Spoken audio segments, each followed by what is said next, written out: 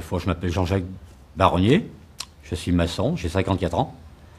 Et je travaille dans le domaine du patrimoine depuis fort longtemps. Je remercie, entre parenthèses, après l'école du bâtiment, mon patron qui m'a appris à travailler, qui lui-même travaillait pour le patrimoine. Et je le remercierai jamais assez, parce qu'en fait, j'ai vraiment appris à travailler l'amour du patrimoine. Je travaille uniquement seul et avec des produits naturels. Effectivement, dans un bâtiment ancien, comme ça, on ne peut employer que des produits qui correspondent à leur passé. Les produits naturels, la chaux, le torchis, la paille, l'orge, le seigle, la pierre.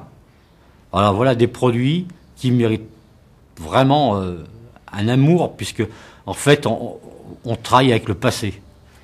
Et là vraiment c'est très passionnant, parce que tout ce qu'on fait c'est tout naturel. Il n'y a pas de surprise, la surprise elle est millénaire.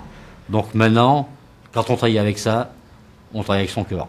Je travaille avec différentes sortes de personnes, des architectes des bâtiments de France et des particuliers.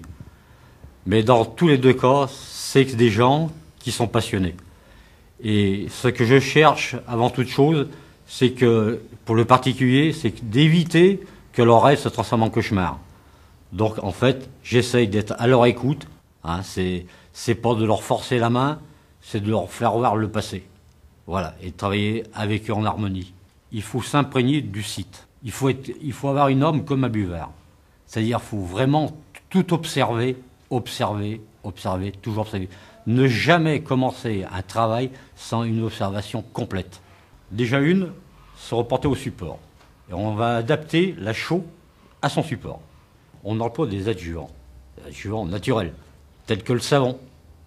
Le savon, les Romains l'employaient. C'est un fluidifiant, ce qui vous rend une chaux très malléable.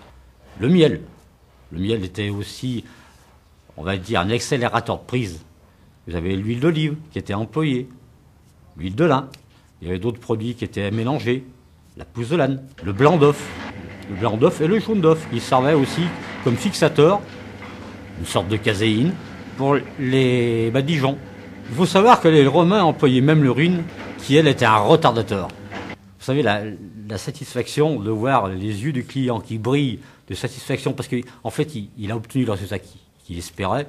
Il n'y a rien de plus plaisant, c'est plus important que la facture.